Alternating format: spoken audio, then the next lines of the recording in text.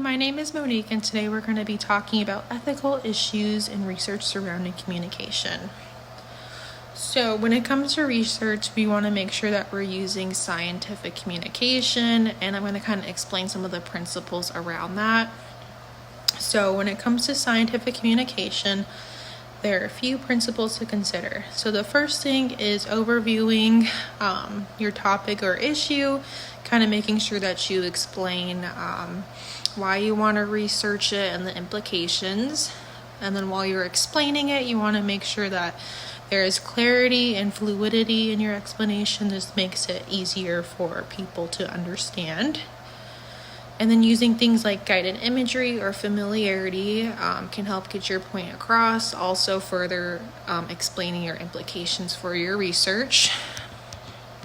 So when it comes to human research in healthcare, we want to make sure that it's ethical.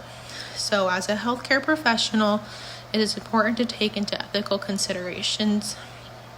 So the first main one is patient safety. So when doing research, we don't want to harm our patients or kind of introduce them to any risks that we can avoid. So we should make sure that any interventions that are being performed or tested should be justified and ethical. Another consideration is the rights of the participant. So any human in a research study should know their rights, and their interests and values should be taken into account. Another ethical issue surrounding human research is exploitation. So sometimes participants can be treated unfairly and exploited, so we just want to make sure that we avoid that at all costs. And then another issue that we run into is ethical dilemmas. So sometimes when performing health research, researchers can find information that wasn't, it was like incidental, so they weren't trying to find that, but they do find it, and it is their obligation to let the patient know their findings. Another concern when performing research is the ethical issues around communication. So communication is important when conducting research in the healthcare field. It is the healthcare professional's ethical obligation to conduct research with integrity and accountability. So some ethical concerns in communication is giving informed consent, respect for autonomy, confidentiality, and protection from harm. So we just want to make sure our patients are well informed of what they're being involved in, and they know any risks and potential things that can happen during the study. So when conducting a study as a healthcare professional, you want to make sure you balance the benefits and risk, as we really don't want to harm our participants. So along with communication, we want to make sure that we use effective communication to talk to our patients, their families, and other healthcare providers involved.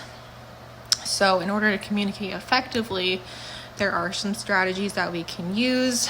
So one strategy, firstly, is building a rapport, as this allows for the researcher and the participants to kind of build a relationship and a sense of trust. Another important thing with communication is using active listening. So you want to make sure that the person who is talking to you, communicating with you, feels heard and understood. And then another form of great communication is demonstrating empathy. This can help form bonds and collaboration. So this allows for everyone to kind of communicate their ideas. And then lastly, you want to make sure that you use good body language.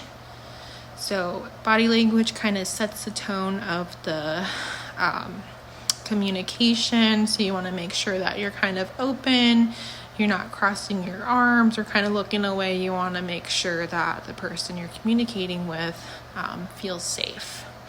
Lastly, when you're conducting research, you want to make sure that you use effective writing skills that communicate your information and ideas clearly.